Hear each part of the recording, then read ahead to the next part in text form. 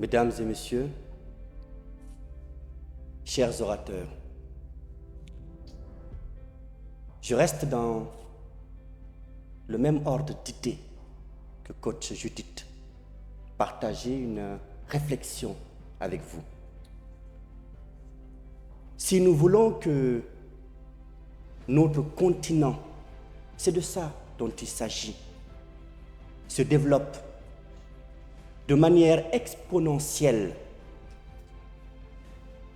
ce n'est pas notre système scolaire que nous devons réformer.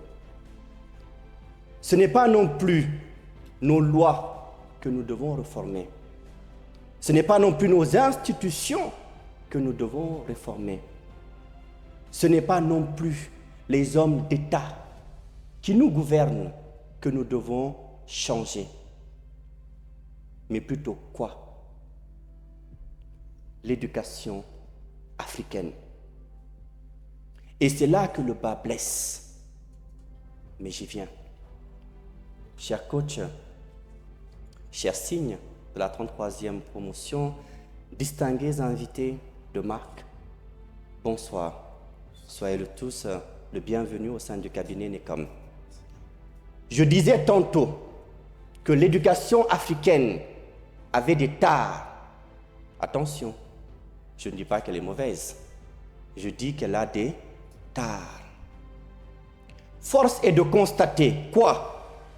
Que la plupart des frères et sœurs qui franchissent les portes de ce cabinet pour venir se former en art oratoire rentrent ici avec une malédiction profonde que j'ai appelée avec le temps l'éducation de la soumission, l'éducation de la comparaison. Ces deux fléaux ont entraîné chez la plupart des orateurs africains la peur, le manque d'audace, le doute, qui sont comme l'huile et le feu, qui ne peuvent pas se mélanger à la prise de parole en public. Et plus loin, la comparaison a entraîné quoi? Le dénigrement de soi, la dévalorisation de soi, le manque d'estime en soi, qui a totalement biaisé leur perception d'eux-mêmes, mais également du monde extérieur.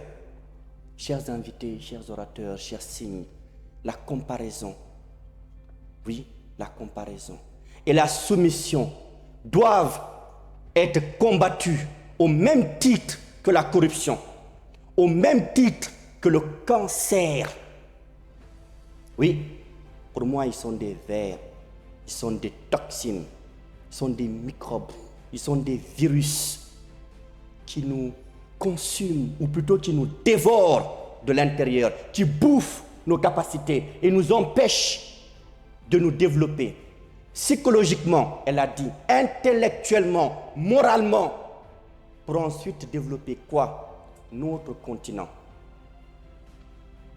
Voilà pourquoi NECOM, avant d'aborder n'importe quel autre point, Coach Wando, nous travaillons sur quoi? Le développement personnel. Nous travaillons sur quoi? La confiance et l'estime en soi dont disposent nos orateurs. Et je me réjouis que ce travail collectif mené par le collège des coachs, que je remercie au passage, ait porté leurs fruits. Car oui, j'ai été très honoré de vous former et je suis très content, très réjoui de voir les progrès remarquables que vous avez accomplis au sein de cette institution. À votre tour, chers orateurs, chers invités, si vous êtes des pères, des mères, des sœurs, des frères, je vous prie d'éduquer vos enfants, je vous prie d'éduquer vos proches, de manière à ce qu'ils aient une confiance en eux totale, de manière à ce qu'ils osent le monde, et non à ce qu'ils en aient terriblement peur. Parce que la peur n'engendre que le doute. Le doute n'engendre que le manque de confiance. Et le manque de confiance n'engendre que quoi? L'échec. Uniquement l'échec. À mon tour, je prie que Dieu vous ouvre les portes du succès, que Dieu vous bénisse Que Dieu bénisse le cabinet NECOM, que Dieu bénisse le continent africain, surtout. Et Dieu nous a déjà tous grandement bénis. Merci beaucoup pour votre aimable attention.